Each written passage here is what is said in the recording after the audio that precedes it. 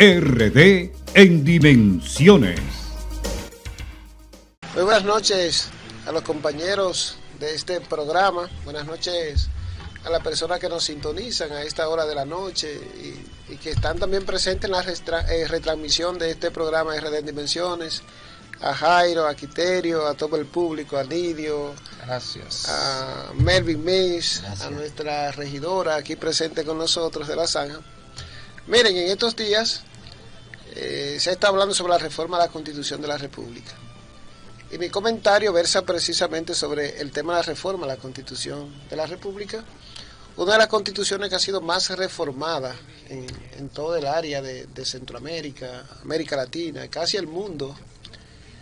Y resulta que la reforma a la Constitución en pleno siglo XXI es un gran desafío para los dominicanos, pero al mismo tiempo es una gran oportunidad de corregir una serie de vacíos que existen en la actualidad en la Constitución.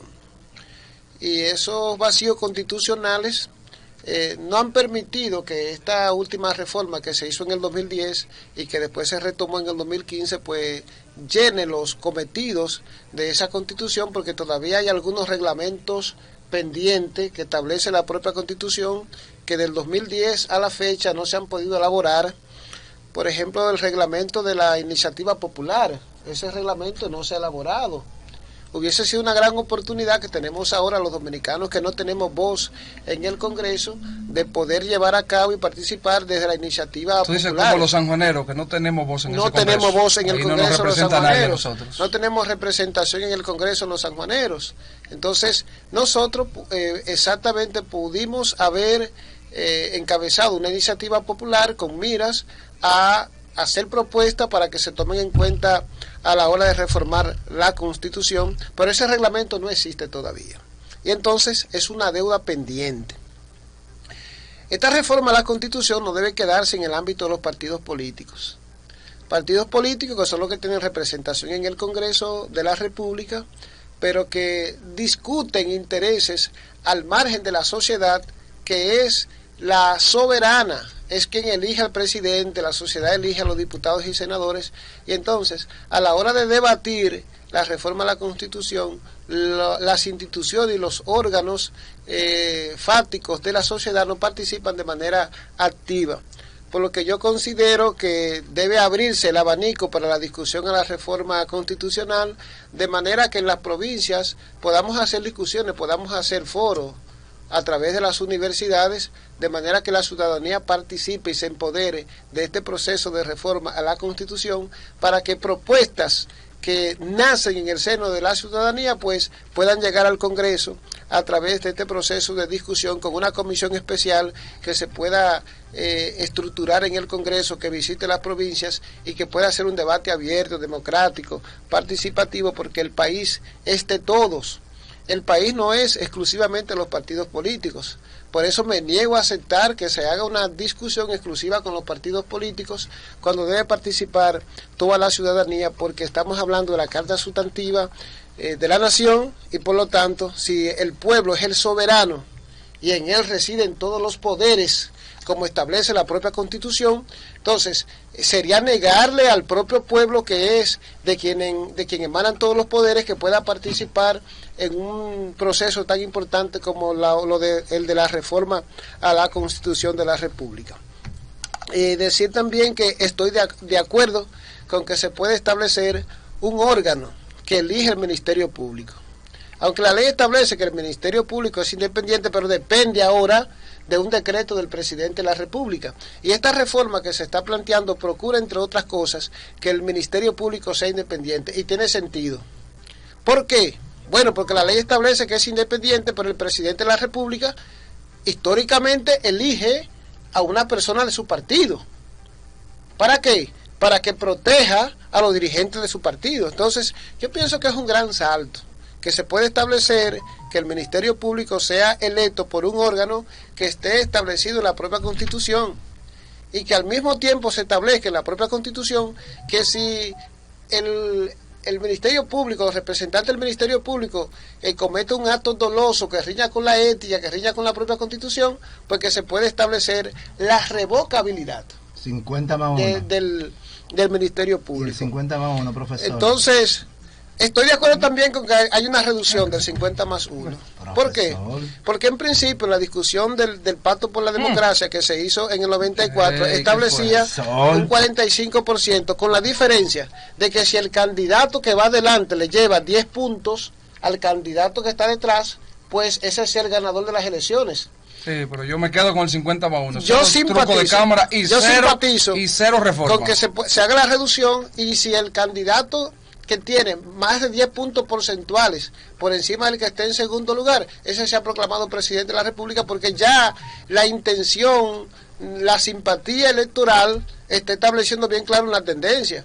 Entonces, en países como estos, donde se da mucha triquiñuela, como pasó en 1996, que un candidato que tenía la simpatía abrumadora de la sociedad para que sea presidente, fue víctima de un acuerdo de uno que quedó en segundo y otro que quedó en tercero, y se le quitó la presidencia de la República. ¿No será como dicen los amigos de la Fuerza del Pueblo y PLD, que no le dan los números a Luis? Una expresión plena de la democracia. No es que los números no dan, los números no se sabe si dan, los números no se sabe si dan o no dan hasta que no se cuentan. Eso hay que establecerlo bien claro. Entonces, en ese sentido, estoy de acuerdo con que en esa reforma a la Constitución de la República se establezca que los diputados sean electos por 2 periodos solamente. O sea, que tengan derecho, al igual que el presidente de la República, como lo establece el artículo 124 de la Constitución, a repostularse por una vez. Eso va a ser aquí nada más en Dominicana. Oye bien, porque los diputados no tienen más derecho que el presidente de la República. Entonces, no podemos tener unos diputados que se están reeligiendo permanentemente en detrimento de otra persona con muchas competencias, con muchas cualidades en los partidos políticos, y que no tienen los recursos que tienen los diputados actuales para poder optar por una candidatura. Entonces, eso, digamos, que es un privilegio que se establece, y de alguna forma una competencia desleal. Por lo que yo simpatizo que se pueda limitar la reelección de los diputados y senadores, y también de los síndicos. También de los síndicos, porque el que es síndico en la actualidad, o es, digamos, lo que son en los municipios, directores municipales. Los directores municipales manejan unos recursos, manejan una influencia, y eso también genera una competencia desleal. Bueno. De manera que simpatizo con que aprovechemos esta reforma a la Constitución de la República para que se le dé participación al pueblo y podamos corregir la deuda social acumulada en el ámbito de la salud, en el ámbito de la educación, en el ámbito del deporte, en el ámbito cultural, en el ámbito económico, porque hay muchos vacíos. Hay derechos establecidos en la Constitución que el ciudadano no puede ejercerlo, porque no existe un mecanismo directo donde se puedan ejercer esos derechos y se puedan desarrollar esas oportunidades. De manera que hay deuda acumulada, y esa deuda acumulada tenemos la oportunidad de que podamos corregirla ahora. También la deuda que tenemos con las mujeres, la deuda con las mujeres, la deuda con la juventud, la deuda que tenemos con la niñez. La Constitución establece el derecho a la educación. Sin embargo, la educación inicial en la República Dominicana es un privilegio. Solamente el 36% de los niños entre 0 y 6 años tienen derecho a la educación inicial. Ahí sí. Entonces, estamos hablando de que el 74% de los infantes nuestros no tienen derecho a la educación inicial. Entonces, se le está negando un derecho. Y tenemos decenas de profesores, cientos de profesores que acaban de aprobar un concurso, que son del nivel inicial, y le están diciendo: mira, para ustedes no hay plazas. ¿Y cómo es posible que no haya plaza cuando tenemos que el 74% de los niños entre 0 y 6 años están fuera de las aulas? Eso sí. Entonces, ¿de qué derecho a la educación tú estás hablando para los infantes? Entonces, esas son de las cosas que hay que corregir. El Estado tiene que generar las oportunidades para que los ciudadanos, desde que nazcan, se puedan desarrollar, porque la Declaración Universal de los Derechos Humanos establece que los ciudadanos de una nación tienen derecho a gozar, a disfrutar del desarrollo científico, cultural, económico de esa sociedad. Entonces, el Estado no debe seguirle negando oportunidades a los niños, a los jóvenes, a los adolescentes y a los adultos, porque no somos capaces de tener una constitución que responda a los intereses de la ciudadanía. Y pienso que este es el momento oportuno para que podamos lograr que la ciudadanía se empodere, que la ciudadanía participe activamente en este proceso de reforma de la Constitución para que se puedan llenar estos vacíos y podamos tener una Constitución que responda a los intereses del siglo XXI y que responda a los intereses de cada uno de los dominicanos. Muchísimas gracias. Los dominicanos tratamos de imitar la democracia en los Estados Unidos. Un alcalde tiene 46 años ininterrumpido en Estados Unidos. ¡Concha, Quiterio! En Dimensiones.